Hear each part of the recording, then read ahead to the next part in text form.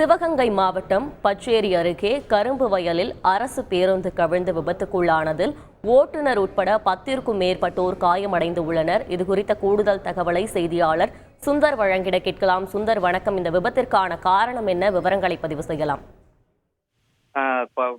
தமிழகத்துல பாத்தீங்கன்னா தொடர்ந்து அரசு பேருந்துகள் விபத்துக்குள்ளாகிற சம்பவம் தொடர்கதையா வந்துகிட்டு இருக்கு. அதனால மக்கள் உயிர் பயத்தோடயே பயணிக்க வேண்டிய கட்டாயத்துக்கு தள்ளப்பட்டிருக்காங்க. சிவகங்கை மாவட்டம் பச்சேரி அருகே கரும்பு வயல்ல அரசு பேருந்து கவிழ்ந்து விபத்துக்குள்ளானதுல ஓட்டுநர் உட்பட 10க்கும் மேற்பட்டோர் படுகாயமடைந்திருக்காங்க.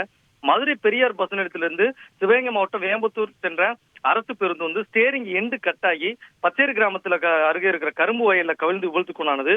ஓட்டுநர் உட்பட அதில் பயணித்த 15 பேருக்காக இருக்கும் பலத்த காயங்கள் ஏற்பட்டு 108 ஆம்புலன்ஸ் மூலம் சிவகங்கை அரசு மருத்துவமனைக்கு சிகிச்சை பெற்று வராங்க.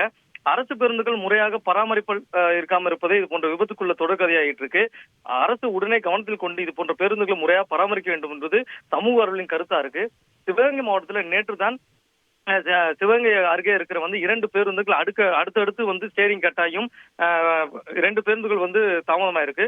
கடந்த சில மாதங்கள் முன்பு பஸ்ல பிரேக் பிடிக்காம தூண்ல முட்டி நின்ற சம்பவமும், அதைத் தொடர்ந்து தீ விபத்து சம்பவமும் தொடர்ந்துட்டு இருக்கு.